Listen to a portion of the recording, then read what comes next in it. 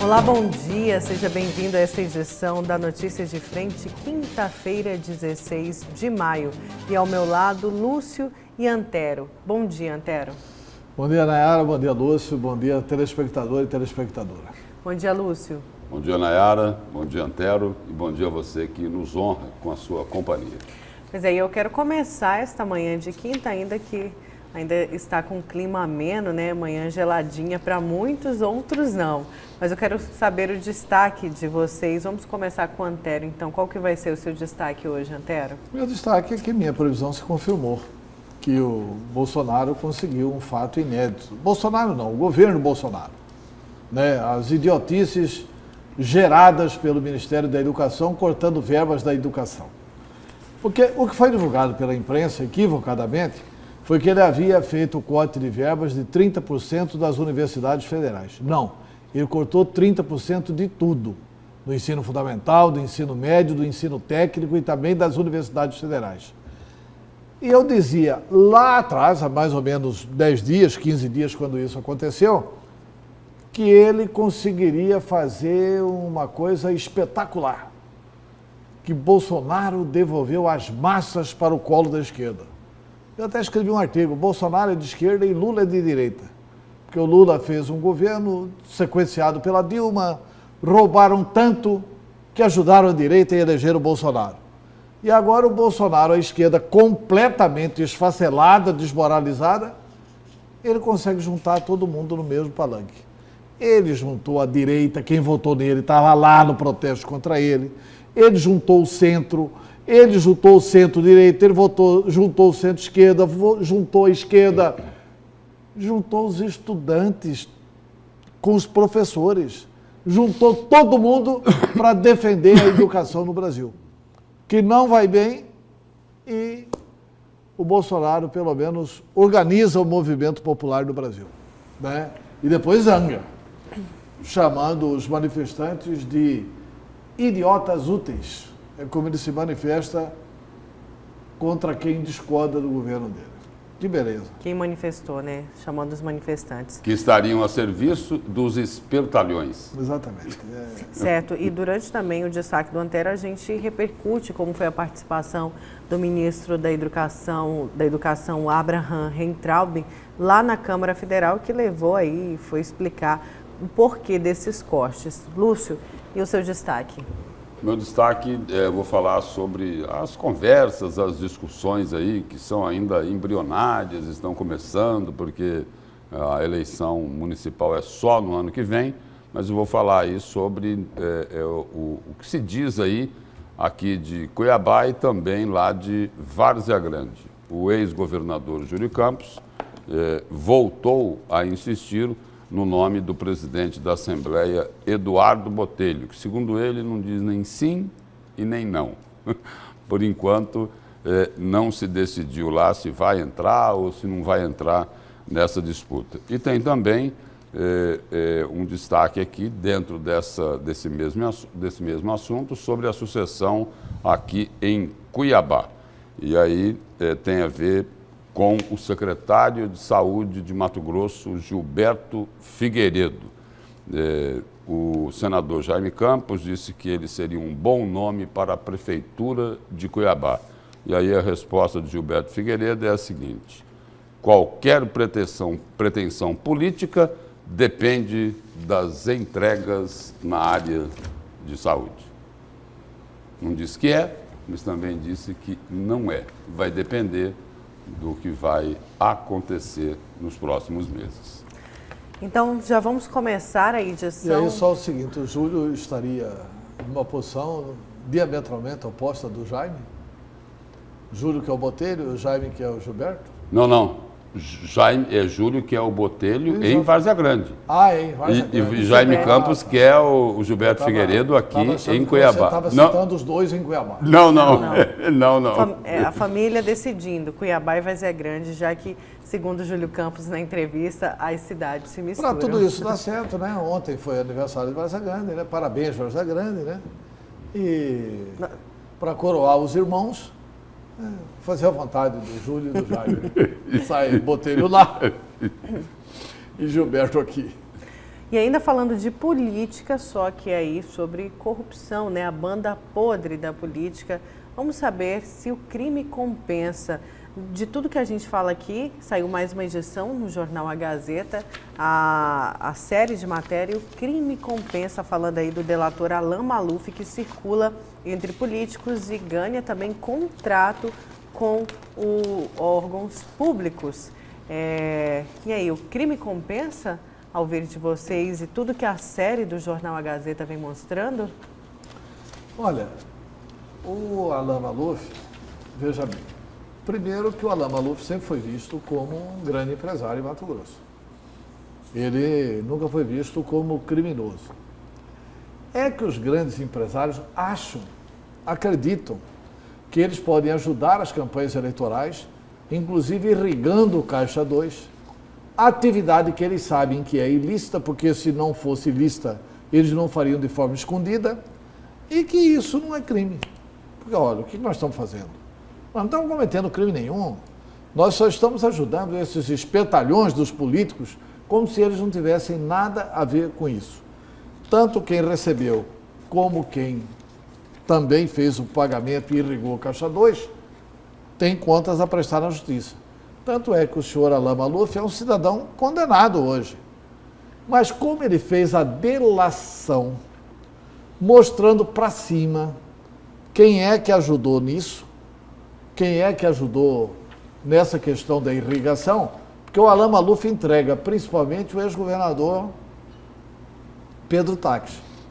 Chega um determinado momento onde ele não suporta a pressão, momento que ele é preso, ele não suporta a pressão e resolve confessar. E confessa que ele fez isso com o apoio, com a concordância do governador Pedro Táxi. Aí acerta lá com o Ministério Público Federal a devolução de um determinado valor. Que o Ministério Público Estadual não tinha aceito. Porque entendeu que ele estava querendo dar uma volta no Ministério Público Estadual, querer determinar o rumo das investigações. E ele também entendeu que o Ministério Público Estadual estava fazendo isso para proteger alguns figurões do governo. Ele também entendeu que o Ministério Público Estadual não queria aceitar a delação para proteger quem estava no poder, que era o governador Pedro Táxi. E, portanto, o Ministério Público queria dificultar para não expor o governo diante. Aí ele teve que recorrer ao Ministério Público Federal. Eu não acho que tem cabimento achar que o Ministério Público Estadual daqui é rigoroso demais. Né? Eu acho que as duas desconfianças são verdadeiras. Tanto a desconfiança do Ministério Público Estadual deve ser investigada, como se ele estivesse querendo ditar o rumo das investigações, é essa desconfiança do Ministério Público Estadual. Como a desconfiança do senhor Alan Maluf também deve ser investigada. Por quê? Diante desses fatos, que o Ministério Público Estadual não quis aceitar a delação. E o que tem? Os membros do Ministério Público Federal são mais idiotas que aceitaram? Ou a delação era efetivamente consistente? Ponto 1. Esse é o ponto da delação. O que se critica na questão da delação é que nós ainda não estamos acostumados com o Instituto e o benefício tem sido demais. Né? Não, mas exagerado. Exageradamente demais. Para ficar até melhor aqui de discutir o assunto, o acordo de delação de Alan Maluf foi espetacular para ele, né? Para o delator. Ele ficou lá menos de 30 dias na cadeia. Aí, aliás, ele avisou que sairia antes do Natal. Ele avisou, isso. Ele ficou lá menos de 30 dias na cadeia, depois negociou lá o acordo de delação premiada, aí a pena dele foi de 15 anos de prisão. Aí foi 7 meses em prisão domiciliar com tornozeleira eletrônica, portanto, fora da cadeia, mais 5 meses lá no semiaberto, como não tem aqui nenhum estabelecimento penal compatível para semiaberto. É que ele pode trabalhar, ele fica na rua. Fica na rua durante o dia e volta para casa durante a noite. Aí tem mais 13 anos ainda dessa pena de 15 anos. E nesses 13 anos ele vai ficar completamente livre, regime aberto, tendo o único compromisso de comparecer à justiça uma vez por mês para dizer o que ele está fazendo. E uma das coisas que ele vai dizer é o seguinte, E quanto que ele devolveu? que ele devolveu um pouco mais de 5 milhões de reais. Mais de 3 milhões foram em imóveis. E Alan Maluf deve ter aí uma centena de imóveis. Tudo bem. E aí os outros 2 milhões e alguma coisa ali, em 10 suaves parcelas. Esse foi o belíssimo acordo de delação premiada que ele teve. E nessas visitas que ele vai fazer aí à Justiça mensalmente, né, para explicar quais as atividades que ele está desenvolvendo, ele vai poder dizer o seguinte: olha, uma das minhas empresas fechou um contrato lá com a Secretaria do Meio Ambiente. Aí uma outra empresa, ou a mesma empresa, fechou um contrato também, aí é até interessante, com a Procuradoria-Geral de Justiça, com o Ministério Público de Mato Grosso. Ele presta serviços lá para a Procuradoria-Geral de Justiça. Isso, através do Da restaurante. empresa Novo Sabor. É porque tem um conceito, Lúcio, que é a distinção de pessoas. O condenado, no caso, é a pessoa física do Alan Maluf, que é um CPF. E não a empresa, E é o uma CNPJ, RG. né? A empresa não comete crime. Então, a empresa não está condenada.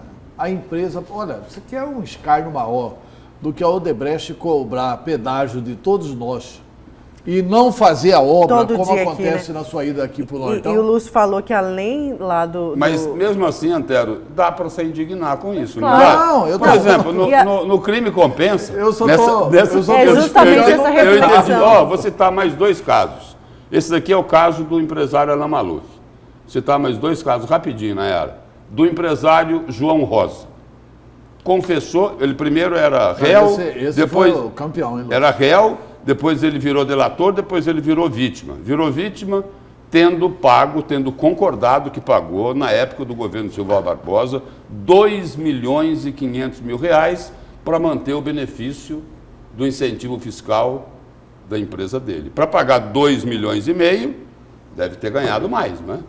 E aí a reportagem do Jornal A Gazeta mostrou que ele ganhou muito mais. Aí, nessa série do Crime Compensa, teve lá também a delação do Júnior Mendonça, né? Mostrando o seguinte: a reportagem da Gazeta também mostrou que ele mais do que dobrou o número de postos de combustíveis. Então, mais do que se justifica este título em forma de pergunta nessa série do Jornal A Gazeta. O crime compensa? Pois Será que acho que dá até para mudar o título, não dá? Da série? Mas eu tô também- Em vez de pergunta, não pode afirmar que Ou o crime a realmente exclamação ao compensa? invés da interrogação, né? Porque vem a afirmação com Mas indignação. é importante afirmar isso para a informação do telespectador, que não há na legislação brasileira, porque o nosso direito é um direito positivo. Não há crime sem lei anterior que o defina. E, portanto, você não pode punir nenhuma empresa Pois é. por crime cometido Mas por o um só- de Não, seus- mas aí o entra... sócio da empresa, Antônio, que eu coloco é o Mas seguinte... você aí- Não, entra naquela tudo bem. reflexão. O que eu Lei- coloco... O que eu coloco é outra coisa, O que eu não coloco... é Estado de Direito. O que eu Pois é, mas coloco- é legal, mas aí entra na outra reflexão, é outra imoral. reflexão é o seguinte... É legal, mas é imoral. Não, a empresa é um debate Não, acadêmico, jurídico, é um debate... É um debate assim, porque o juiz, ele não pode julgar extra legis. Quer dizer, portanto, ele não pode punir a empresa. O que se coloca nesse caso aqui é o seguinte: Alan Maluf, o empresário Alan Maluf, foi apontado, né, na investigação como um dos grandes chefes no esquema de desvio de dinheiro, naquele pagamento de propina lá na Seduc. É isso? Ele Lúcio, foi apontado. Na verdade é o seguinte, ele foi um dos grandes captadores de dinheiro para a campanha de Pedro Taques. Ponto. Na verdade, ele foi um grande idiota na mão dos políticos, né? Ele saiu catando dinheiro aí para irrigar os cofres dos políticos e ele foi para a cadeia. Mas ele irrigava. Mas Antero, preciso ver também o seguinte: ele irrigava os cofres dos políticos porque ele estava ganhando também alguma coisa. Porque é o seguinte: ou era o quê? Eu não quero acreditar Hugo, que ele seja esse ingênuo. idiota que você falou. O problema tem é o seguinte, ingenuidade aí, o né? problema é o seguinte, que o governo resolveu pagá-lo, autorizando que ele fosse lá fazer o esquema da Rêmora na Secretaria de Educação. Quer dizer, Mas isso foi combinado, né, Antero? Lá na campanha, Não. quando ele deu o dinheiro, falou assim, olha, você vai adiantar o caixa 2 e nós vamos te dar depois.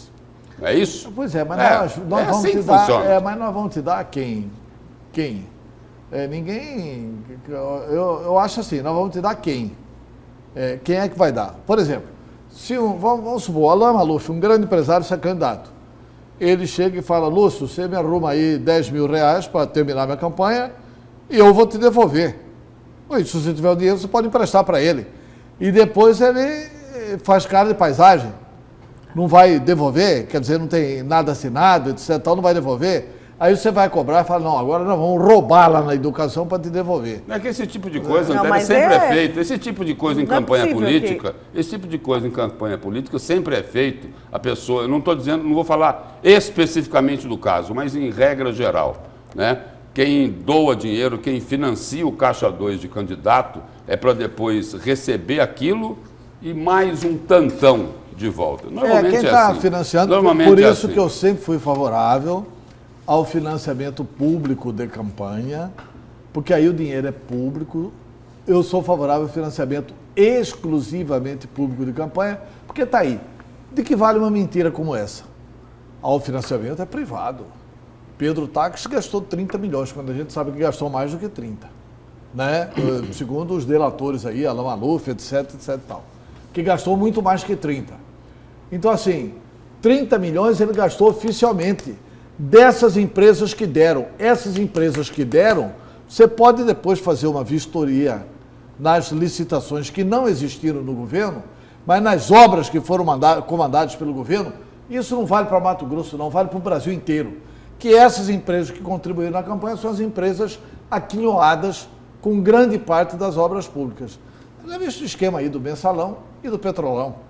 Né? As empresas que bancavam as propinas eram as empresas que faziam as grandes obras do país. Quer dizer, é isso que precisa acabar. E isso só tem um jeito de acabar, com financiamento público. Mas tem que ser financiamento público a tal ponto que chega para o candidato e diz o seguinte, o senhor é o fulano de tal, é o mais poderoso empresário de Mato Grosso, mas o senhor não pode gastar um centavo nem do seu dinheiro. Você só pode gastar do financiamento público de campanha. Aí você vai igualar as oportunidades, dar chance a quem não tem dinheiro de disputar. E aí vem uma outra questão, que é o questionamento que faz o eleitor. Mas é justo o eleitor dar dinheiro público para essas pessoas fazerem campanha eleitoral?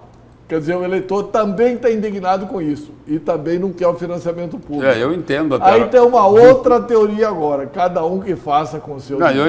eu entendo aquilo que você colocou aí, que é da ordem legal. Agora, fica difícil, né, para as pessoas entenderem. Por exemplo, nós estamos neste caso aqui, tem outros.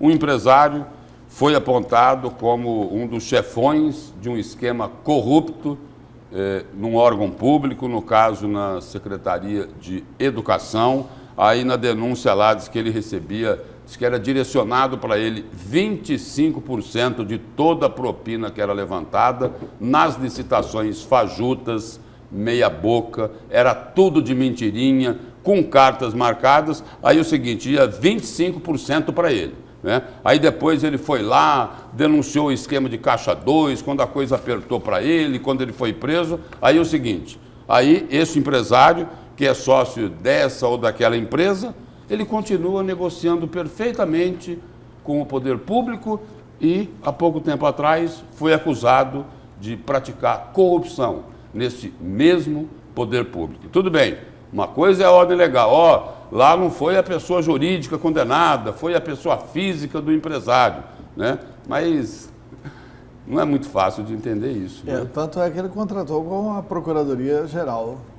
Exatamente. De Justiça, contratou com a Procuradoria-Geral de Justiça. Com o Ministério Público, né? E com a Secretaria do Meio Ambiente Eu também. só faria uma pequena correção no seu comentário, concordando com todo ele.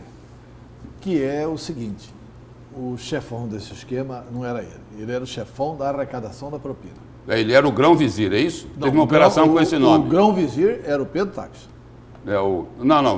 Porque depois do grão-vizir tem mais um. Não, tem o sultão, né? O sultão é antes do grão-vizir. Tem o sultão. O sultão era o Paulo.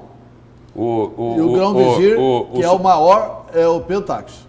Eu não sei. Segundo o delator. Segundo o delator, não é? Segundo o delator. Mas que parece que é o seguinte, dizem o seguinte, que ele vai enfrentar problemas com a delação dele também, que tem coisa lá que não bate. Essa informação já está circulando e forte. E muito forte. E plantada pelo Pedro Táxi. Não sei se é plantado por Pedro Táxi ou por quem que... Mas... cujo maior beneficiado é Pedro Táxi. É interessante. Isso aí circula muito forte, beneficiado Pedro Táxi. O vazamento... Mas se o delator conseguir provar ou mostrar as evidências, quem está plantando de forma indevida não consegue nada, não é? Há, por exemplo, o vazamento da delação do Permínio, cujo objetivo é anular a delação do Permínio. E esse vazamento da delação do Permínio começa a ocorrer a partir do instante que o Pedro Táxi tem, cronologicamente, é a partir do instante que o Pedro Táxi tem o acesso aos autos. Aí que vaza tudo, entre aspas. Ainda falando... Então, essas coisas também... Mas não seria muita infantilidade da parte dele? Ele acabou de receber a delação e ele vai lá e vaza. Não seria algo infantil? Não seria. Inteiro? Não seria porque ele poderia ser o grande beneficiado. Não seria. O cidadão, no desespero... Ele é um jurista, também entende. Ele quer uma manobra, não deixa de ser uma manobra, não é? Ele quer ser o beneficiado. Olha, e eu não estou afirmando que é ele. Quem está afirmando que é ele é a advocacia do Permínio Pinto. Para defender o cliente. Para defender o cliente. Com receio que o cliente perca a delação. Exatamente, né? É isso. E ainda falando se o crime compensa, ainda repercutindo a série, não é a série, mas aí traz também a reflexão se o crime compensa ou não. A gente vai para uma matéria. Mas peraí, só antes de ir a matéria, para não ficar mal nesse posicionamento aqui meio do Lúcio, eu só acho o seguinte, que eles todos deveriam ter sido beneficiados pelos benefícios da lei, porque entregaram muita gente. Porque assim, se não entregasse o Silval, se o Silval não tivesse entregue todo mundo, etc. e tal, o mundo seria pior aqui em Mato Grosso. Então, essas delações tiveram benefício.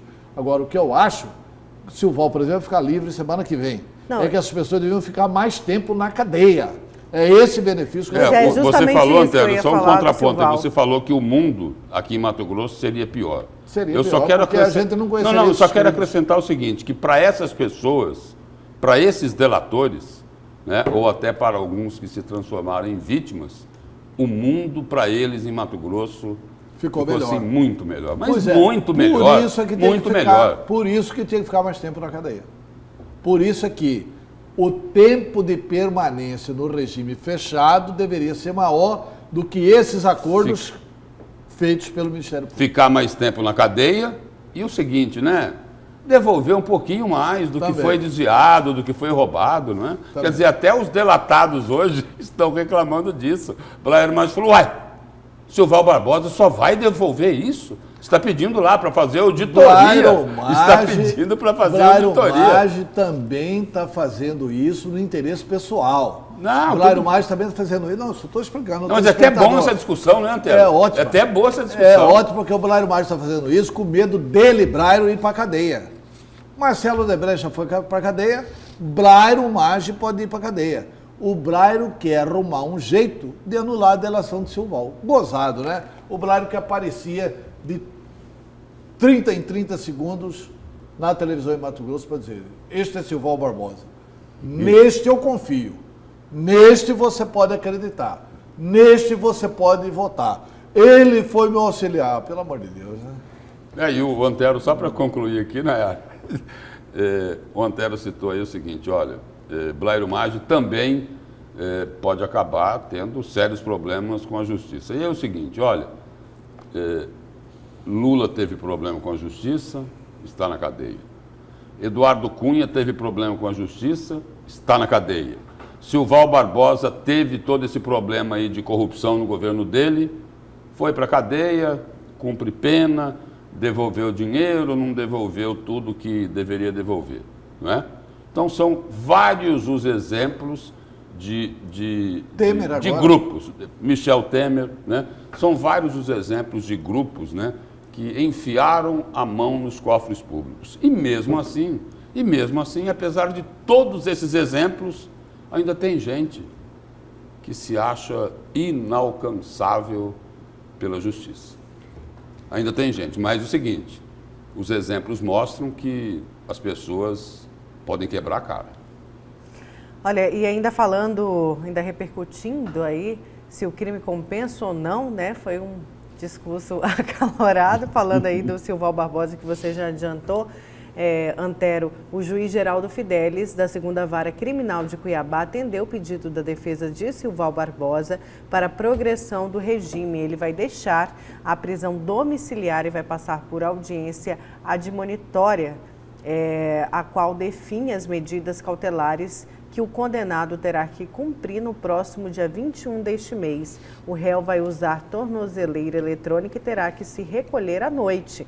O Ministério Público Estadual foi favorável ao pedido, pois o réu atenderia todos os requisitos para o semiaberto. Isso aí, na verdade, é negociado. Agora, uma outra coisa. Isso é negociado exclusivamente pelo Ministério Público, tá? E foi... É o órgão acusador quem faz essa negociação antes de encaminhar a delação para homologação. Isso tudo já foi negociado. Já foi negociado antes. Com o Ministério Ele já sabia que disso, teria a pena flexibilizada. Já sabia. Quando o Supremo Tribunal Federal já homologou nessas condições.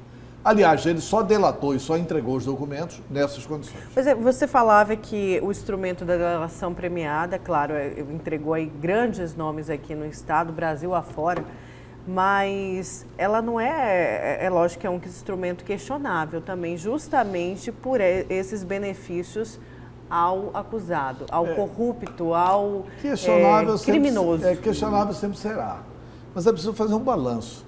Quanto é que a União já recuperou do dinheiro da Petrobras? Já recuperou muito dinheiro. Agora, por exemplo, tem 3 bilhões lá recuperados, que o Ministério Público até queria brincar de criar uma fundação do Ministério Público para investir no combate à corrupção do dinheiro recuperado da corrupção, né? Tinha mais ou menos 3 bilhões ali recuperados.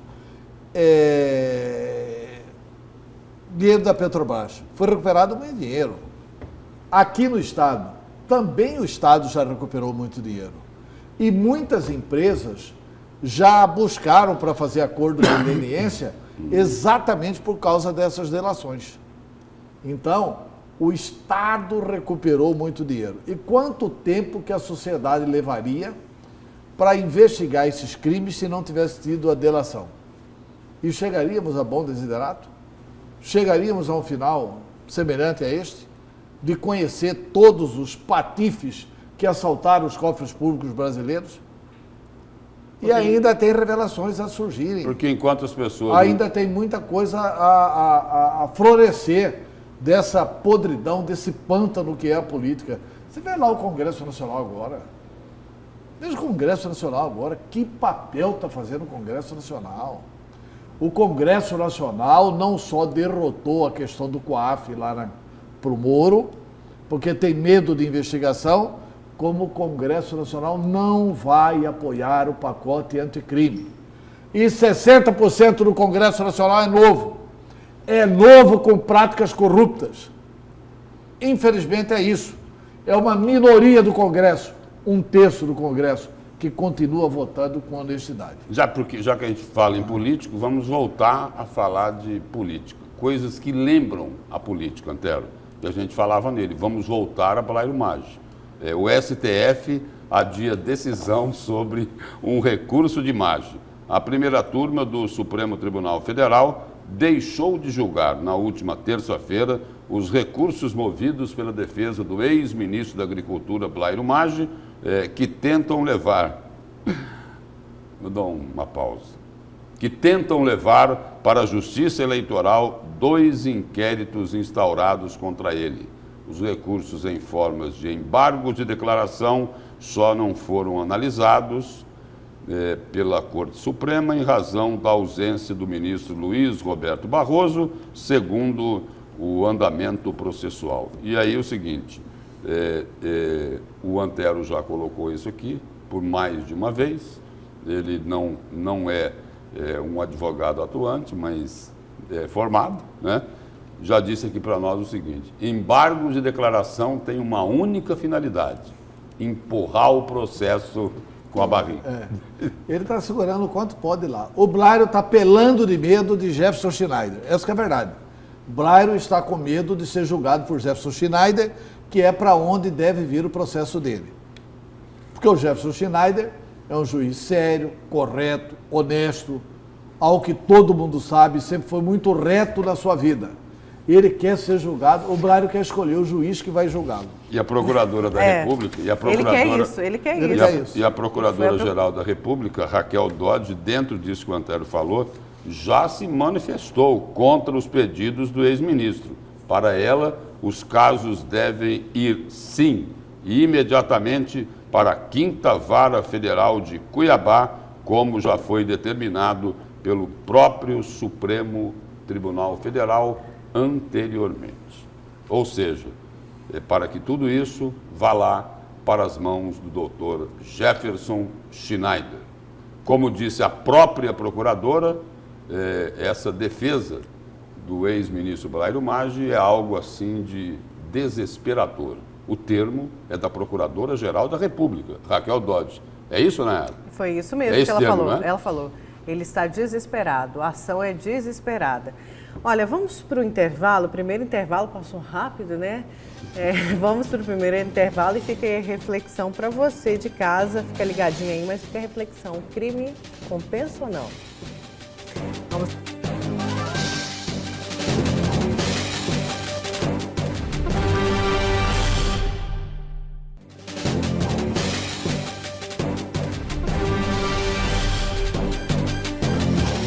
Voltamos com a segunda parte do programa A Notícia de Frente e deixa eu chamar aqui uma matéria, olha só, a Câmara de Vereadores de Cuiabá vai alugar 32 veículos. O Poder Legislativo cuiabano alega que a alocação dos automóveis custa mais barato para os cofres públicos do que comprar os carros, lembrando que eles ganham salários de R$15 mil. Confira aí na reportagem. Bom dia. Ainda em 2019, a Câmara de Vereadores de Cuiabá vai contratar, através de aluguel, 32 veículos. Sobre esse assunto, a gente conversa agora com o presidente do Poder Legislativo cuiabano, vereador Misael. Qual que é a justificativa para alugar 32 veículos? Bom dia. Bom dia. Primeiro, está dentro do nosso plano de ação, né, de trabalho, que é aproximar realmente a Câmara com a população, tirar vários trabalhos desta Casa de Lei, levar para dentro dos bairros, como audiências públicas, debates, sessões itinerantes, e ouvir a população, a ouvidoria, vários trabalhos serão feitos com a população e também trazer a população para dentro do Legislativo. Então, na questão da locação dos veículos, nós estamos tratando como ferramenta de trabalho.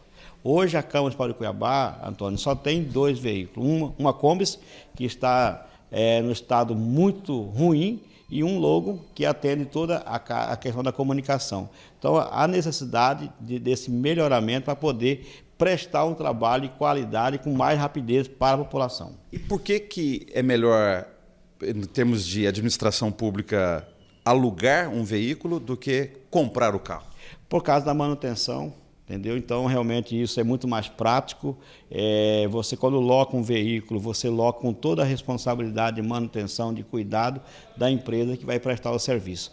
E hoje nós não temos essa condição de ter a manutenção. Isso é a coisa mais prática, mais barata e mais rentável, e o resultado melhor para a população. Explicando melhor isso que o senhor acabou de dizer, quer dizer, se um desses carros fundir um motor, por exemplo, ou precisar de uma retífica, a locadora vai trocar o veículo sem custo para a Câmara, é isso? Com certeza, toda a manutenção é feito pela empresa que ganhará a licitação. Então, é todo nesse contexto de trabalho. Porque, na verdade, hoje tem que ser muito mais prático, valorizar muito mais o recurso, recurso público, ser bem aplicado, valorizar o centavo por centavo que é da população, que é pago pelos impostos. Então, quando nós tomamos essa decisão, é uma decisão estudada, decisão de gestão, uma decisão para poder melhorar o trabalho do Legislativo, que hoje é uma Câmara de uma capital que precisa prestar um trabalho de qualidade à população. Por falar em dinheiro público, quanto vai ser o custo desse contrato? Na realidade é o seguinte, eu pedi para que a nossa equipe técnica faça a licitação, eu dei toda a responsabilidade aos nossos técnicos, não tenho o valor, até porque na realidade será o melhor valor apresentado pelas empresas, porque será tomada de preço. O contrato vai prever só o aluguel dos veículos, dos 32 veículos, ou também a compra do combustível para esses veículos? Nesse primeiro momento, a licitação será feita dos 32 carros e também dos combustíveis, mas dos combustíveis para os carros que atenderá a casa, como as secretarias desta casa. No caso dos 25 veículos a serem repassados a cada um dos 25 vereadores, os parlamentares que vão ter que arcar com combustível? Na realidade, nós vamos ceder os carros ao gabinete para que eles possam fazer um trabalho muito mais rápido, com qualidade, nas questões das indicações, nas visitas aos bairros, para que possa dar um atendimento melhor para a população diante dos gabinetes dos vereadores. Agora, a questão dos combustíveis ainda será da responsabilidade dos gabinetes dos vereadores. E só para finalizar e explicar, por que entre os 32 veículos tem uma van e um ônibus? Uma van é para que possa ser implantado a Câmara Móvel. Nós temos uma ouvidoria que vai para dentro dos bairros, ouvir a população na questão de projeto de lei, indicações, reclamações, porque na realidade são ferramentas de trabalho. Nós temos uma equipe técnica muito valiosa aqui na Câmara Municipal de Cuiabá, que são os servidores, mas não temos ferramenta para dar a eles de trabalho, que é essa van, por exemplo, onde nós vamos colocar dentro dos bairros de Cuiabá a Câmara Móvel e também poder ouvir a população, por exemplo, trazer para dentro para atender também as demandas, as audiências públicas e todos os outros trabalhos que a Câmara presta para a sociedade. Tudo isso que nós estamos falando aqui, o contrato, o edital, vai estar disponível no site da Câmara em nível de transparência pública? Sim, além de estar no site da Câmara, também vai estar no portal da transparência, no site do Tribunal de Contas, onde é publicado todas as ações da Câmara Municipal de Cuiabá. Presidente, muito obrigado, bom dia. Eu que agradeço e estou sempre à disposição aqui para poder dar informação à sociedade. Quero agradecer à TV Vila Real. Com apoio de Juarez Emílio, imagens de Edilson Paulo, Antônio Carlos Silva para a Notícia de Frente. Olha, primeiro eu quero dizer o seguinte, né? Primeiro que eu concordo com essa questão de gestão exarada aí pelo vereador Misael Galvão. Indiscutivelmente, é muito melhor você alugar o carro do que você, ainda mais com essa condição. Furou um pneu, pá, a empresa troca, teve algum problema mecânico, pá, a empresa troca. Porque, olha, no setor público é impressionante. Se isso aí fosse para o setor público, qual que seria a oficina contratada? Isso aí daqui a 2 meses, 3 meses, já não teria mais pneu. Isso some pneu novo vira pneu velho. E se o carro é alugado, é inteiramente diferente, o custo vai lá embaixo, realmente vai. Nesse ponto de gestão, eu não tenho dúvida nenhuma de que o vereador Misael Galvão tem absoluta razão. Pois é, mas tem mais barato alugar do que comprar. Antero, mas tem outro vereador que é contrário aí a essa decisão, que é o Diego Guimarães, que diz o seguinte: eu tive conhecimento dessa tomada de preços ontem, alguns vereadores alegam que precisam desses veículos e eu respeito, mas até para gerar uma economia de gastos públicos já me posicionei e vou abrir mão desse veículo institucional para o meu gabinete. Acredito que o momento é de cortes de gastos, apontou Diego Guimarães. Aí é mais econômico ainda, né? Porque aí ele está dizendo o seguinte: olha, eu venho trabalhar com o meu carro. E, portanto, o vereador não tem que ter automóvel. Porque se você for ter a rigor, deputado estadual eu acho que precisa de automóvel. Eu acho até que vereador de uma cidade como Cuiabá, né, é uma coisa diferente em relação a outros municípios.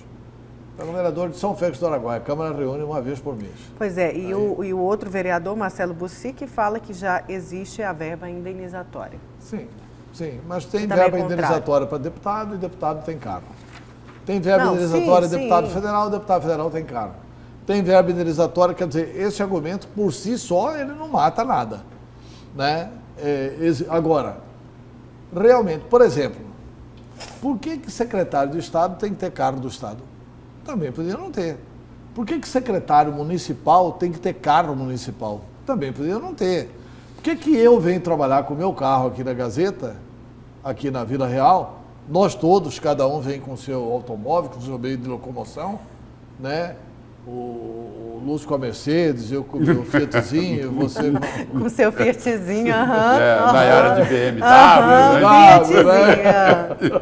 Mas assim, cada um vem com o seu, tá certo? E, enfim, eu acho que... E nós não temos verba indenizatória, né? E nós também não temos verba indenizatória. indenizatória. E nem o de que, aliás, gabinete. é uma injustiça com o programa Notícia de Frente. Nem ganhamos. Dorileu devia colocar aqui, escalonadamente. E eu quero fazer uma... E primeiro com Notícia de Frente. Eu né? quero fazer uma observação aqui em relação a uma outra declaração. E já que a gente falou aqui também aqui de verba indenizatória, o presidente lá da Câmara, Misael Galvão, falou, olha, a intenção nossa, deixando aqui a Câmara mais transparente, é de trazer a população aqui para dentro do Legislativo. E olha, que bom que teve uma outra coisa que não foi lá para dentro do Legislativo, viu, Antero? Que bom. Que economia que foi feita. Que economia que foi feita. O Poder Judiciário vetou uma pretensão da Câmara de Cuiabá que queria levar a verba indenizatória dos senhores vereadores para R$48 mil, alegando o seguinte, que como eles ganham 75% do salário do deputado estadual, eles também queriam ter direito aí a 75% da verba indenizatória do deputado estadual. Como lá eles têm 65 mil, aí a Câmara queria 48 mil, mas cortaram o barato, meteram a tesoura, não concordaram. E só para encerrar aqui a observação, só colocar o seguinte, algo que é extremamente injusto. Olha, essa transparência aí que é cobrada da Câmara Municipal de Cuiabá, e tem que ser cobrada mesmo, devia se cobrar também dos outros poderes. Esses que também fazem contratos, que locam veículos, né? Para todo mundo ficar sabendo o que é que está acontecendo. Mas esse trabalho aí vem sendo feito pelo Tribunal de Contas do Estado. E vem sendo feito com bastante competência. Volta e meia, a gente tem assunto aí de coisa errada que o Tribunal de Contas tem mandado corrigir. Certo. E o Ministério Público, você viu, né? O Ministério Público fez a Assembleia recuar, né? Entrou com uma ação direta de inconstitucionalidade para que eles tenham o direito de ter aquele reajuste do Supremo Tribunal Federal. Aí a Procuradoria orientando a mesa diretora da Assembleia, disse que a Assembleia estava errada, porque a Assembleia disse o seguinte, para ter o aumento para o Ministério Público tem que passar aqui pelo plenário da Assembleia Legislativa. E o Ministério Público entendeu o seguinte, que negativo, a partir do instante que os ministros do Supremo Tribunal Federal aumentaram os seus subsídios em 16%, isso vai para todo o Ministério Público. E não teve nenhum Diego Guimarães no Ministério Público. Não teve ninguém para devolver nada lá não, hein? Olha... E aprovaram também lá na Assembleia, aprovaram também lá, como já tinham aprovado para o Poder Judiciário, agora aprovaram a RGA para o Ministério Público e o Fórum Sindical esteve reunido ontem lá na Assembleia Legislativa, perguntando aos deputados, defensores do funcionalismo, o seguinte, falou, e aí, vocês não vão defender os servidores do Poder Executivo que estão sem a RGA, que não recebem os salários em dia, ou vocês mudaram o foco? Foi feita essa cobrança ontem pelos representantes do Fórum Sindical, numa reunião com deputados, inclusive com a presença da presidente interina lá da Assembleia, a deputada Janaína Riva. O Fórum Sindical falou que ia cobrar e está cobrando. E vamos então para o destaque do Lúcio, mas antes, já dentro do seu destaque, Lúcio, eu quero chamar uma entrevista com o ex-prefeito de Várzea Grande, ex-governador, ex-senador, o Júlio Campos, que é uma das lideranças... Ex-conselheiro, como disse ele, ex-tudo, que é uma das lideranças do Democratas. Ele participou ontem do programa Notícia de Frente, programa do Jornal do Meio-Dia, e falou das articulações para as eleições 2020 em Várzea Grande. Confira. Várzea Grande é comandada pela prefeita Lucimar Campos. Em função disso, nenhum Campos poderá ser candidato lá em Várzea Grande. Qual é o nome de Júlio Campos para entrar nessa disputa da sucessão da atual prefeita Lucimar Campos? Veja bem, essa preocupação todos nós temos. Não é que tem alguém da família Campos. Só no terceiro grau de afinidade poderia ter algum sobrinho dela, poderia disputar. Júlio Neto, meu filho, Júlio Flávio, um sobrinho, poderia. Mas não é o projeto nosso. Nosso projeto é que a administração de Várzea Grande continue tendo desenvolvimento, progresso, como foi nesses 5 anos e meio de mandato que terá a Lucimar, bem como nós temos o nosso quadro. O Partido Democratas tem um quadro de políticos muito bom em Várzea Grande. Além do nome do deputado Eduardo Botelho, que seria quase como um consenso político partidário. Mas vocês já conversaram isso com ele? Sentiram diariamente, que ele semanalmente, poderia, sim, ser o nome para Várzea Grande? Um apelo para ele aceitar essa missão. Ele não quer por enquanto? Por enquanto, ele não é que ele não quer. Ele não diz nem sim, nem não. Mas para ele, só teremos certeza que ele aceitaria essa missão de ser prefeito. E ele tem ficado no talvez por quê? Porque o senhor disse que ele não diz nem sim, nem não. Ele precisa do domicílio eleitoral ser em Várzea Grande. Até dia 7 de outubro, 5 de outubro, ele tem que mudar o título para poder ter condição de ser candidato. O deputado Botelho tem muita responsabilidade com a Assembleia Legislativa, com o seu mandato de deputado estadual, e há outras pessoas que sonham tê-lo como candidato a prefeito aqui na capital. Ele é um cara, lembro nele até mesmo. Ele é o nome do momento. É uma possibilidade de uma nova eleição para o Senado. Ele também é lembrado para uma eleição senatorial. Então, quer dizer, um cara que está no alto. Tem um outro nome? Temos sim. Não saindo o Botelho candidato, o próprio partido, temos lá o nome do atual vice-prefeito, José Azama, que é uma liderança forte no Cristo Rei e que está no dia a dia ao lado da prefeita Lucimar Campos. Nós temos também vários secretários da administração que poderia ser alguns empresários que são filiados no partido. Enfim, vai caber ao partido escolher um bom nome, porque não pode Várzea Grande regredir.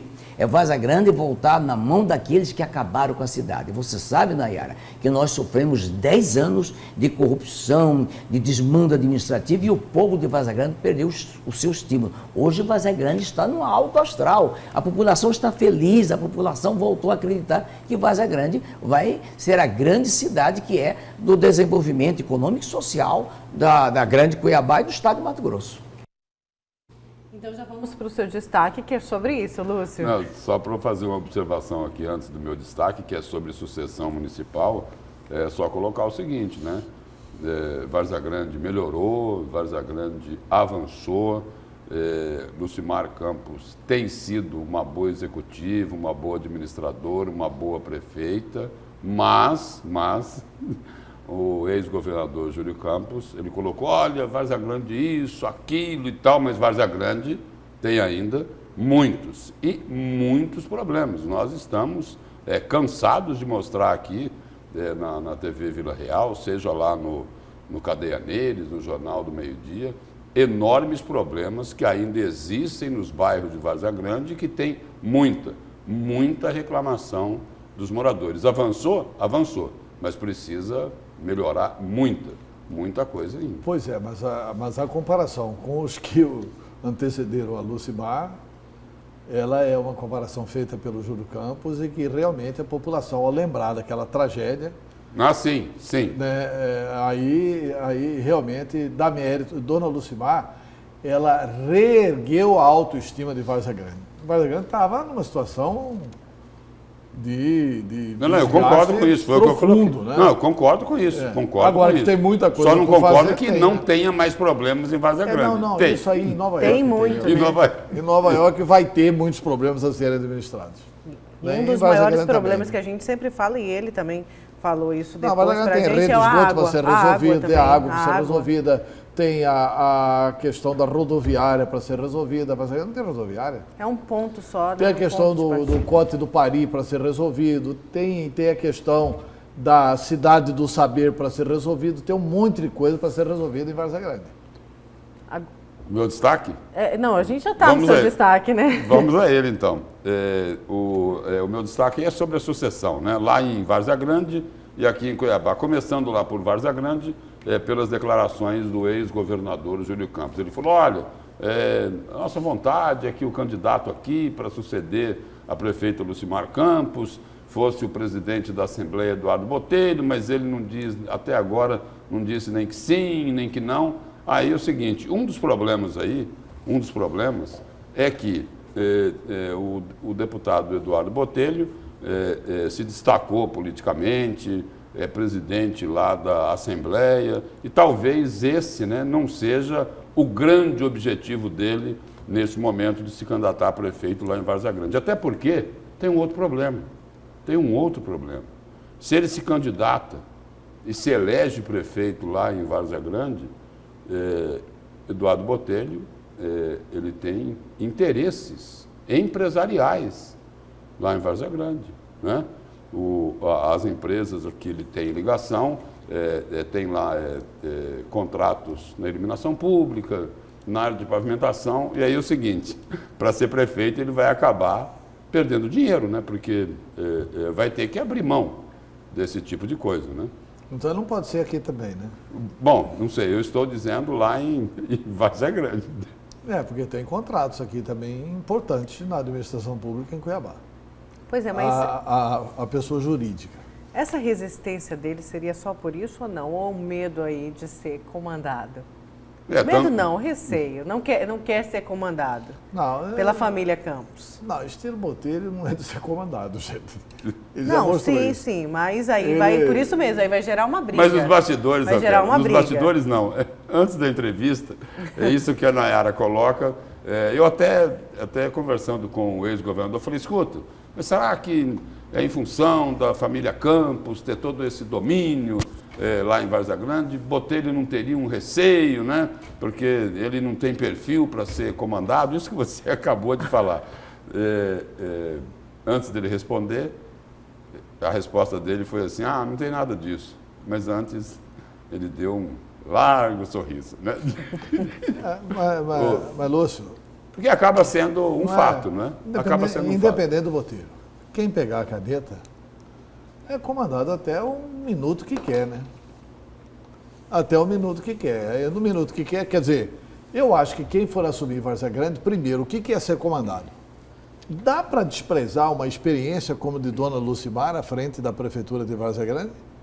Não é bom que o futuro prefeito ouça o que é que ela tem a recomendar como continuidade das soluções administrativas para Várzea Grande? Dá para menosprezar a capacidade de um Jaime Campos? É evidente que não. Quem se eleger em Várzea Grande, até se for do lado adversário, se for inteligente, vai ouvir essa gente. Vai ouvir essa gente, porque essa gente não vai falar contra a Várzea Grande. Ouvir é uma coisa, né, Antero? Ter que Acatar obedecer é é outra, outra. né? Não, mas tem que obedecer, aí o seguinte, tem que obedecer, eu acho que é político medíocre que obedece. E eu não coloco o Eduardo Botelho nesse rol de político medíocre. Né? É por isso que eu falei que de Entendeu? repente Então, pode existir um receio por ele não ser medíocre. Não Não é isso? não é. Porque por não acatar ordens, se tivesse que obedecer, ia arranjar problema. Vou além. O outro candidato mencionado pelo Júlio Campos, que por sinal é um bom nome também, o Azama, também não é medíocre. Eu não acredito, sinceramente não acredito, que alguém assuma o cargo de prefeito e vai ser mandado. A não ser assim, não, a mulher dele manda nele, aí outra coisa, né? Até a sua opinião, a minha opinião é minha. Você pode mudar, posso, depende de Cristiano. E aí, de Várzea Grande, a gente vem aqui para Cuiabá. Aí o senador Jaime Campos, ele apontou, essa semana aqui em Cuiabá, ele apontou lá Gilberto Figueiredo como um provável candidato do Democratas. Essa ida aí do secretário Gilberto Figueiredo é até possível, porque já foi feito um convite do presidente do Democratas, o ex-deputado Fábio Garcia, para que Gilberto Figueiredo vá para o DEM. Mas depois o senador Jaime Campos, ele elogiou o desempenho de Gilberto Figueiredo à frente lá da pasta da saúde, e aí destacando o seguinte, né, coisa que os gestores gostam, né, destacando lá a pontualidade nos repasses ao município de Várzea Grande. Aí Jaime Campos diz, com quase menos de 5 meses, já mostrou para o que veio. O Gilberto é mestre em um WhatsApp. Ontem mesmo recebi falando que foi liberado o mês de abril, e aí, como era dia 14, ele falou assim, aí ele já pagou. Não é à toa que você poderá ser o meu candidato do partido para prefeito de Cuiabá, porque você é um craque, disse o senador Jaime Campos. Aí tem a resposta do Gilberto Figueiredo. Ele fala assim, olha, eu não sonhei ser secretário de saúde e hoje eu sou. Não sonhei ser vereador e fui eleito. Aí ele diz o seguinte, que ele faz aquilo que Deus prevê para a vida dele. Não sei o que estarei fazendo no ano que vem. Acho cedo para fazer qualquer prognóstico. Aí ele diz o seguinte, a minha determinação é o foco como secretário de Estado. Se acontecer algo nesse trajeto, vou analisar quando acontecer.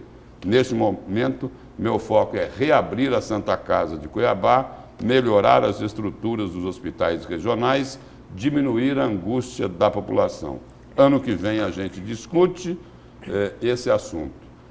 Por quê? Porque qualquer pretensão política depende das entregas na saúde.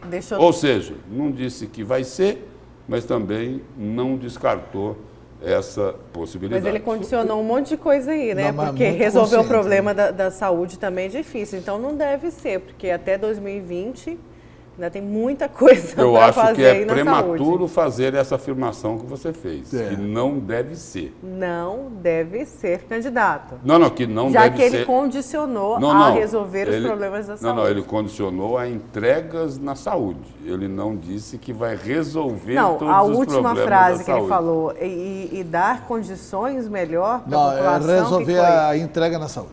A entrega na saúde. A frase dele aqui, ano que vem... A gente discute no ano que vem. Não, mas é o seguinte, eu acho que o Gilberto resolve bem a Santa Casa. A Santa Casa vai voltar a funcionar e vai voltar a funcionar bem. E deve ser reaberto no mês que vem. A partir do mês de junho. Dia de Santo Antônio. Dia de Santo Antônio, a partir do mês de junho. Segundo, que o Gilberto é um grande gestor, eu não tenho dúvida nenhuma.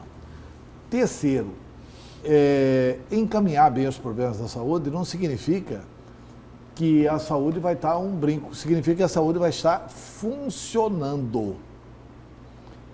Onde o Gilberto tem intervido, por exemplo, ele esteve em Rondonópolis, melhorou o atendimento da saúde em Rondonópolis.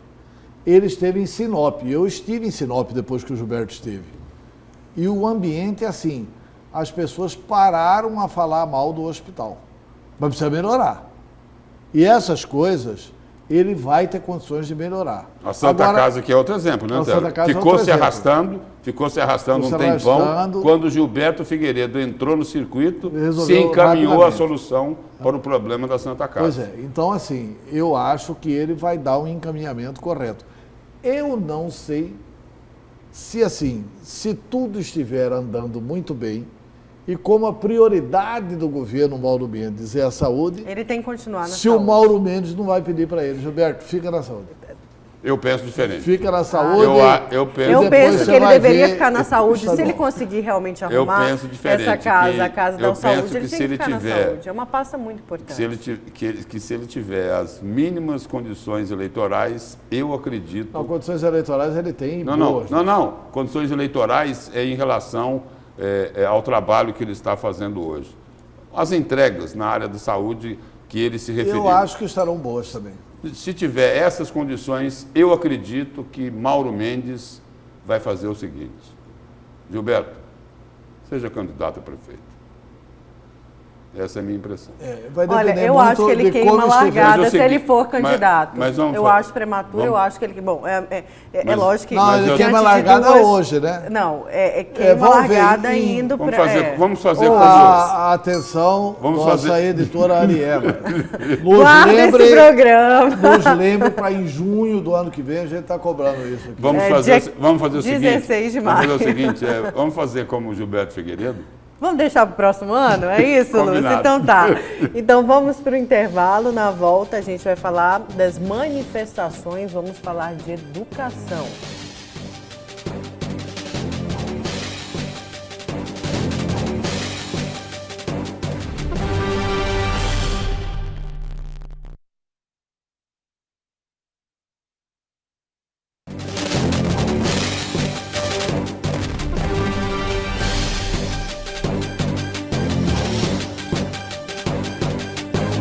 Voltamos com a última parte do programa A Notícia de Frente. Olha só, produtores de soja e milho realizaram ontem o movimento Mato Grosso Forte, que quem paga imposto cobra resultado. Os detalhes com a repórter Nayana Bricati. Produtores rurais de 24 núcleos da Associação dos Produtores de Mato Grosso realizaram uma manifestação no Centro Político Administrativo para pressionar o governo. Segundo a categoria, os recursos oriundos do FETAB não estão sendo destinados de forma correta. Que o milho, a gente já tinha avisado, falado, ele é uma das principais culturas hoje produzidas no mundo, mas com valor agregado muito baixo e não nos deixa renda aqui na maior parte dos anos. Então o produtor, ele é enraivecido na realidade com isso, veio se manifestar. E principalmente também a aplicação desses recursos dos FETABs de um modo geral, das commodities, que ele deve ser investido na infraestrutura do Estado, ou seja, nas nossas rodovias que são tão precárias. Além disso, os produtores também estão insatisfeitos com a taxação do milho. Eles temem prejuízos na lavoura. O milho normalmente fecha no vermelho, com raros anos. Inclusive, seguido, buscamos apoio do próprio governo federal para retirar a safra daqui. Agora, com mais esse tributo aí, mais esse FETAB em cima, com certeza vai onerar muito mais. Então, existe uma possibilidade grande de haver uma redução drástica até no plantio do milho, caso o governo não venha entender e a retirar esse FETAB sobre o milho. Com imagens de Evaldo Santos, apoio técnico de Tarcísio Novaes, Nayana Bricá para a Notícia de Frente. Nayana Bricá, obrigada aí pela matéria. Olha só, e só para complementar essa matéria, a Assembleia Legislativa de Mato Grosso publicou uma nota na tarde de ontem, rebatendo uma imagem que vem circulando nas redes sociais, supostamente de autoria da Associação dos Produtores de Soja e Milho de Mato Grosso. A imagem questiona os recursos públicos repassados aos poderes legislativo e judiciário do Estado. A nota da Assembleia revela que a imagem está circulando pelo menos desde o último fim de semana. O material, que também é assinado pelo Movimento Mato Grosso Forte, aponta que o Poder Judiciário Estadual recebeu em abril de 2019, referente ao seu próprio orçamento, 96 milhões de reais. A ilustração faz uma comparação com os repasses da saúde pública estadual, apontando que na área teve um crédito de 73 milhões no mesmo período. O dinheiro está indo para o lugar certo, questiona a publicação. E a nota da AL aponta que uma imagem faz uma comparação esdrúxula e explica os repasses feitos pelo Poder Executivo nas áreas de saúde e educação. De acordo com o texto, a Secretaria de Saúde recebeu 149 milhões em abril de 2019. Então, essa é a nota aí da Assembleia Legislativa, ainda repercutindo esse protesto. A Assembleia só vai perder se entrar nesse debate. Nem necessidade nenhuma de entrar nesse debate. Aliás, esse debate é o seguinte, eles não querem pagar impostos, né? E estão zangados de pagar imposto aí com relação à soja, aliás, com relação ao milho, né? Nem reclamaram tanto da soja. Realmente a cultura do milho dá uma rentabilidade menor. Só que eu não vejo assim sinceridade, honestidade na manifestação deles, porque eles deveriam falar, olha, o justo seria o governo, eu também acho isso, tributar mais o algodão e desonerar um pouquinho mais o milho. Eu acho que esse era um discurso. Esse era o melhor caminho. Esse era o melhor caminho para entender. E não ficar com esse posicionamento de que não deve pagar impostos. Eles têm que pagar impostos sim, e eles deveriam era defender o seguinte: olha, o algodão está dando muito mais rentabilidade e o governo está tributando muito menos. Aliás, seria mais justo mexer aqui. Seria mais justo mexer aqui. Eles deveriam fazer uma autocrítica para poder criticar com mais segurança o governo. Não fizeram isso. Outro erro deles: de que adianta o governo ter um bom hospital em Cuiabá? De que adianta o governo ter um bom hospital em Sinop? De que adianta o governo ter bons hospitais no interior, se não funciona a saúde? Ah, pelo amor de Deus, né, cara? Se não funcionam as estradas. Pelo amor de Deus. Quer dizer, eles não deixam, nunca deixaram aplicar os 20% do FETAB na habitação. Mato Grosso nunca aplicou os 20% do FETAB na habitação. E zanga do Estado pegar uma merrequinha do FETAB e colocar na saúde, que é a prioridade do Estado. Agora é o seguinte, eu vou lá para o outro lado. Não podem culpar o Poder Executivo, mas de uma coisa, os produtores estão cobertos de razão. Os poderes recebem muito além do que eles precisariam receber para manter as suas necessidades. Tem privilégios que poderiam ser cortados, custos que poderiam ser reduzidos, e isto não acontece. E é exatamente por causa disso que eles estão batendo exatamente aí. Só que não pode querer culpar o Poder Executivo, o governo do Estado, por causa disso, né? Porque isso daí foi aprovado lá na Assembleia Legislativa. O governo do Estado mandou até um orçamento que previa menos recursos para os poderes. Só que aí depois isso foi alterado. Olha, os poderes até aumentaram, né? Os poderes e também quem não é poder, né? O verdadeiro poder, por exemplo, o Ministério Público aumentou. O Tribunal de Justiça ainda manteve. Né? E aí a gente falou aqui essa semana, Antero, você estava ausente, da Defensoria Pública. Fechou mais 3 núcleos no estado de Mato Grosso. A Defensoria que atende o pobre, atende o humilde, atende aquele que não tem dinheiro, e a diferença de que precisa de um é advogado grande público entre os poderes para conseguir um remédio, e a Defensoria, uma cirurgia, não é isso? Sim. A Defensoria Pública. Quer dizer, por exemplo, o Ministério Público, o Poder Judiciário estão aí presentes em mais de 70 comarcas. A Defensoria que deveriam estar juntos, em 41. Né? Todos e juntos. Isso por falta de dinheiro. Olha, agora vamos para o destaque do Antero, falar aí dos protestos, né, dos cortes na educação. Antero, é esse o seu destaque. Eu só quero ressaltar aqui o protesto ontem em Cuiabá, segundo a estimativa, reuniu 6.000 pessoas. A gente tem imagens aí do protesto que aconteceu ontem na região central aqui da capital. Só lembrando que foram 173 cidades onde aconteceram esses protestos. Aí as imagens, ó, os protestos dos estudantes contra os cortes nas universidades federais. Antero? E 6.000 pessoas aqui em Cuiabá. Não é um protesto pequeno, hein, Antero? Não, o protesto foi grande. Eles não é protesto pequeno, não. Eles uniram todo mundo. 173 cidades também tiveram, Brasil afora, no Brasil, protesto. Né? Ontem, quem assistiu os jornais de nível nacional de todas as emissoras de televisão... Essa noção dessa dimensão. Puderam né? ver a noção do quanto que o Bolsonaro já fez de mobilização contra ele. O governo Bolsonaro está assim. Está caindo. E caindo pelo excesso de besteiras de alguns de seus ministros. Ele já tirou o ministro da Educação, vai para o segundo ministro da Educação. O ministro da Educação foi sabatinado na Câmara dos Deputados.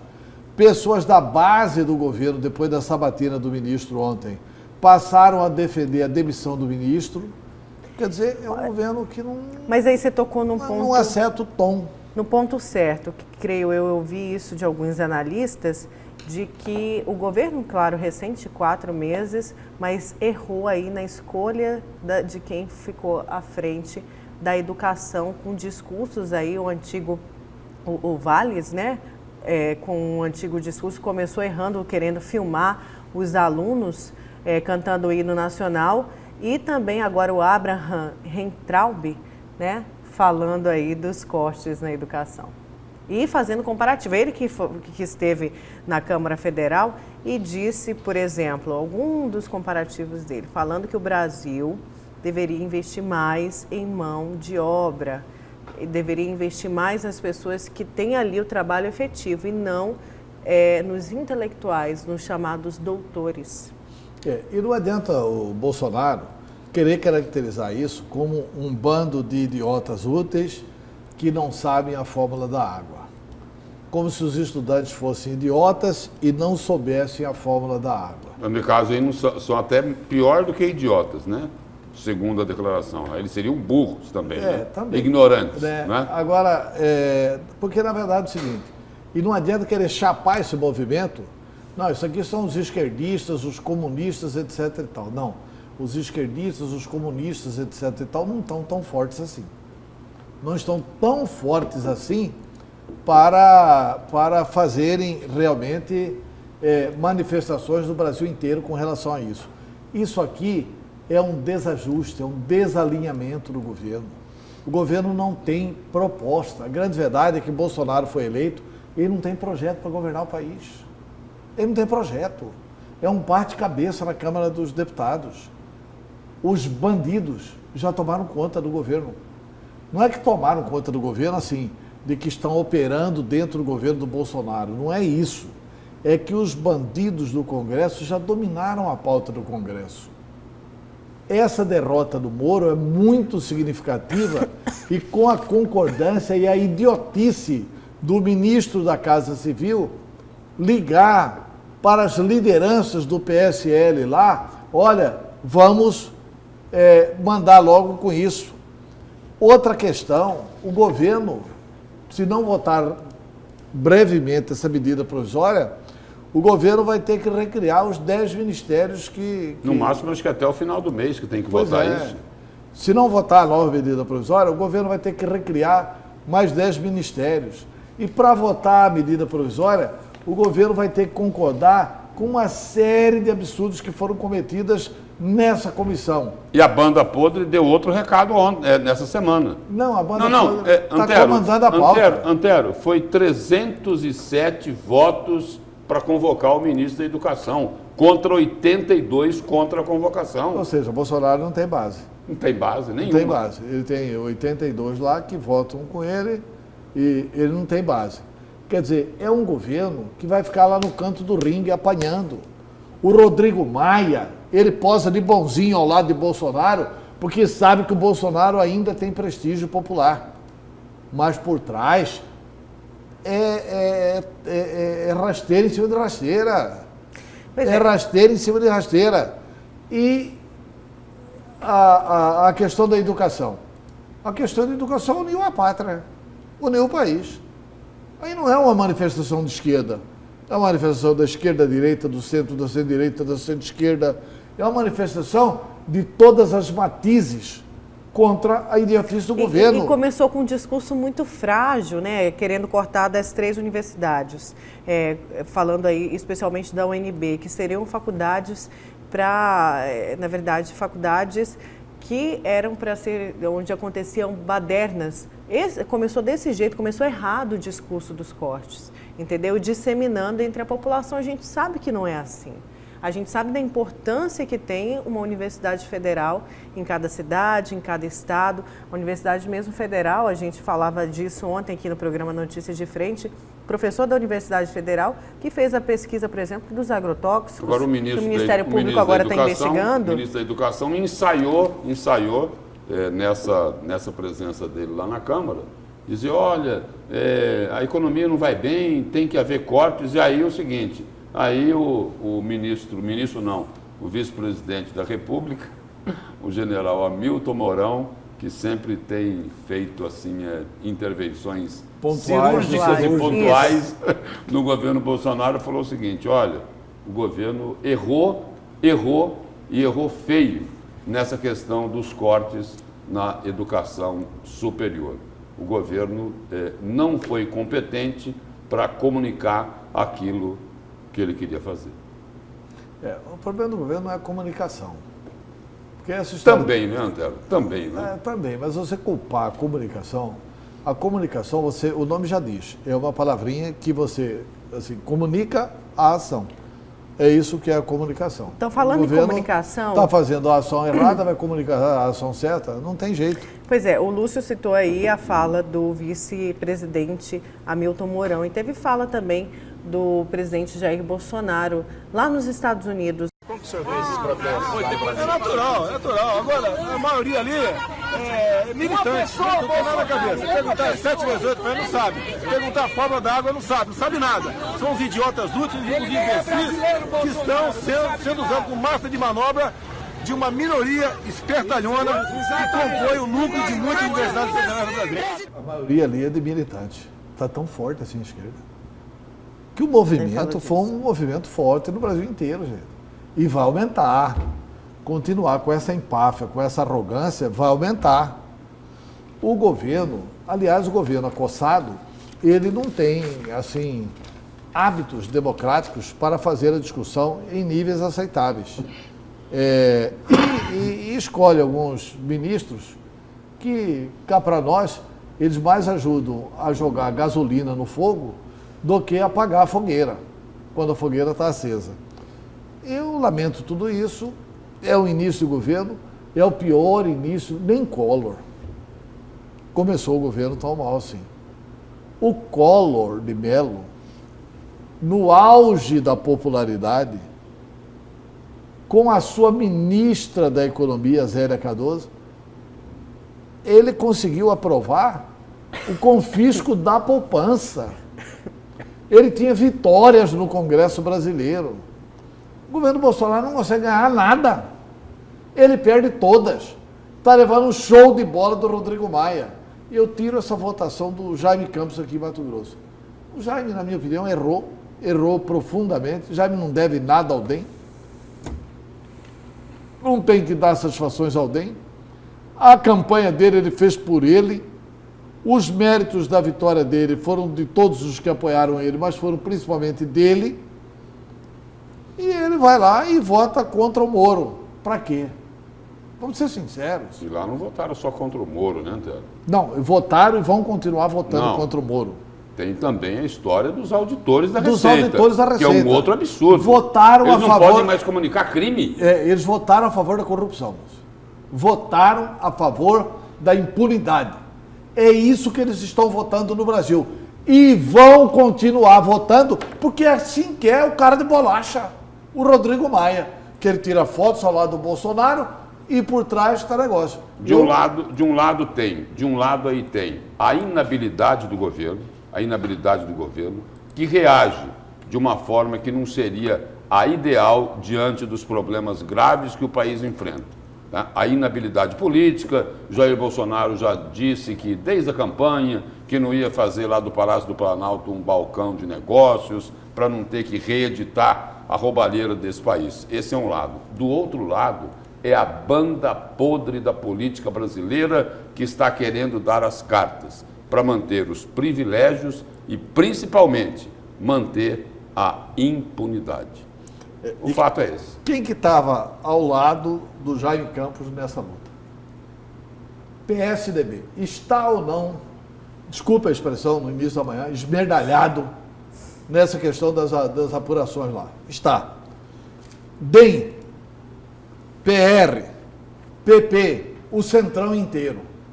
Agora, é imaginável essa turma aqui unida com o PSOL, com o PCdoB e com o PT? É ou não é um acordo dos assaltantes do Brasil, dos assaltantes dos cofres públicos, para acabar, para perpetuarem a impunidade no Brasil? E isso aqui, por trás disso, tem gente no Supremo Tribunal Federal que está gostando. Porque, olha, agora sim, agora os caras nossos lá no Congresso, que está tomando o Supremo pensando, estão acabando com a Lava Jato. Então eu fico muito preocupado, porque pode estar terminando também o ciclo Bolsonaro muito antes. A gente esperava que... Mas para tudo isso aí tem uma outra solução, que já nós estamos acompanhando aí no caso da educação, né, Antero?